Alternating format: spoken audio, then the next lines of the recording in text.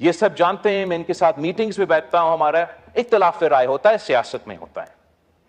ہم سب یہ الیکشن لڑے تو اس پوائنٹ پہ لڑے کہ ملک میں مہنگائی ہے, مہنگائی کا مقابلہ کرنا ہے, عوام کو معاشی انصاف دلوانا ہے. اور جہاں ہم نے سمجھا کہ تنقید ہونا چاہیے, ہم نے بھی تنقید کی. آپ لوگوں نے تو کوئی موقع ہی نہیں چھوڑا کہ تنقید نہ کرے. لیکن اب وقت آ گیا ہے کہ ہم تھوڑا جائزہ لیں کہ حکومت کا پرفارمنس اس بنیادی ایشو پہ کیا ہے. اور میں وزیر اعظم صاحب, ان کی معاشی ٹیم کا اس پرفارمنس کے بارے میں اس ہاؤس کو اور عوام کو یہ بتانا چاہوں گا کہ آپ کو یاد ہے کہ مہنگائی کی شرح کیا تھا 8 مہینے پہلے. آپ کو پتا ہے کہ حکومت نے اپنے لیے بجٹ میں ٹارگٹ کیا رکھا تھا فسکل ایئر کے لیے, مطلب ایک سال میں ٹارگٹ یہ ہے, ان کا اپنا ٹارگٹ کہ ہم نے مہنگائی کی شرح کو 12% پہ لے کر آنا ہے. سال بھی پورا نہیں ہوا ہے جناب اسپیکر, اور اس وقت مہنگائی کی شرح 9.6% پہ پہنچ چکا ہے. تو جہاں میں حکومت کا معاشی پالیسیز کا تنقید کرتا آ رہا ہوں, جہاں آپ حکومت کی معاشی پالیسیز کا تنقید پہ کرتے آ رہے ہیں, جہاں ان کے اپنے ممبرز حکومت کی معاشی پالیسی پہ تنقید کرتے آ رہے ہیں, اس پورا ہاؤس کو, اس سائڈ کو, اس سائڈ کو اس بات کا تعریف کرنا چاہیے کہ مہنگائی کم ہوتا نظر آ رہا ہے. اور حکومت سے ہم سب کو ان پٹ دینا چاہیے, تجویز دینا چاہیے, ساتھ دینا چاہیے کہ اس مہنگائی کو ہم کیسے مزید کم کر سکتے ہیں, ہم کیسے انشور کر سکتے ہیں کہ نہ حکومت سے نہ کسی اور سے ایسا کوئی غلطی ہو جس سے ہمارا یہ IMF کے ساتھ اور معاشی جو پروگرس ہو رہا ہے اس کو نقصان نہ پہنچا جائے. جناب اسپیکر, جب آپ 2008 سے لے کے 2013 تک اس ہاؤس میں تھے, ہم نے مل کے کنسنسس کے ساتھ, اپوزیشن کے ساتھ انگیج کر کے, ان لوگوں کے ساتھ انگیج کر کے جنہوں نے میرے والد کو 11 سال جیل میں قید رکھا, کسی سزا کی کوئی سزا نہیں تھا, کوئی کنوکشن نہیں, انہی سیاسی جماعتوں کے ساتھ انگیج کرنا پڑا, لیکن سب سے انگیج کیا, صرف ہمارے اتحادیوں سے نہیں. اور ایسا کنسنسس ڈاکیومنٹ لے کر آئے جس سے ہم نے صوبے کو مضبوط کیے, پارلیمان کو مضبوط کیا, عدالت کو مضبوط کیا. اور اس کنسنسس کی وجہ سے ملک کے عوام کو فائدہ ہو رہا تھا. اس کنسنسس کے خلاف ایک مخصوص لابی موجود ہے جناب اسپیکر, اس ملک کے, آپ کو بھی پتا ہے, ہم سب کو پتا ہے. وہ کبھی نہیں چاہیں گے کہ یہ کنسنسس جاری رہے. اور جب سے وہ چارٹر آف ڈیموکریسی کا پہ سائن ہوا, اس کا اگلا دن اس چارٹر آف ڈیموکریسی کو انڈرمائن کرنے کے لیے, اس کنسنسس کو اڑانے کے لیے, غیر جمہوری قوتوں کو مزید سپیس دلوانے کے لیے سازشیں شروع ہو گئی جناب اسپیکر.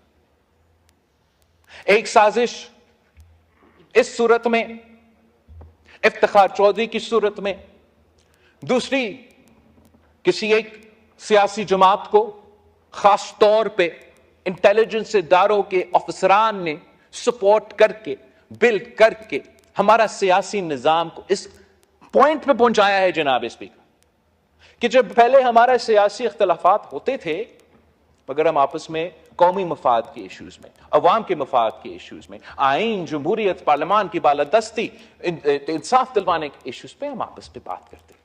اب تو ہم ہاتھ ملانے کے لیے تیار نہیں ہوتا. اب ایسے اگر چلنا چلتے رہیں گے. مگر افسوس ان بچوں کے جن کے مستقبل ہمارے ہاتھ میں ہے اور ہم ان کی قسمت کے ساتھ کھیل رہے ہیں. جناب اسپیکر, میں حکومت وقت سے بھی نہیں جناب اسپیکر, میں آپ سے ریکویسٹ کرتا ہوں کہ اس ہاؤس کو پہلے فنکشنل کرے, پھر ہم اس ملک کو فنکشنل کر سکیں.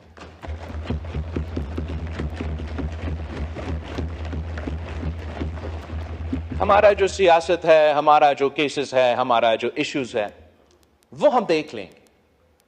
لیکن جب تک یہ ہاؤس فنکشنل نہیں ہوگا، یہ ملک فنکشنل نہیں ہوگا. مجھے بہت افسوس ہوا، بہت دکھ ہوا یہ سن کے. یہ ایک سینئر سیاستدان جس کے لیے میرا احترام ہے، رسپیکٹ ہے، جو بہت عرصے سے پاکستان کی سیاست، بلوچستان کی سیاست میں خاص طور پہ اپنا کردار ہے، اس نے یہ فیصلہ کیا کہ میں یہ ہاؤس سے استعفیٰ دے رہا ہوں. مجھے بہت افسوس ہوا یہ سن کے کہ آج بیرسٹر صاحب نے، آنریبل ممبر جو چیئرمین ہے اپنا پارٹی کا، آپ نے کہا کہ یہ سارے مشکلات ہوئے ہیں اور ہمارے 9 ممبرز کے بجائے کے علاوہ ہم سب پارلیمان کے چھوڑیں گے، ہم کمیٹی سے چھوڑیں گے. All it takes for evil to succeed is for good men to do nothing. Mengal صاحب کے لیے بہت احترام تھا، مگر اس کا فیصلہ سے میں بہت ہی مایوس ہوا. اس لیے مینگل صاحب کا اس ہاؤس میں ہونا نہ صرف اپنے علاقے کے عوام کا فیصلہ تھا، اس ہاؤس کی پرفارمنس کے لیے، تاکہ ہم ان صوبوں کا مسائل کا حل کریں، کہ یہاں ہونا ضروری ہے.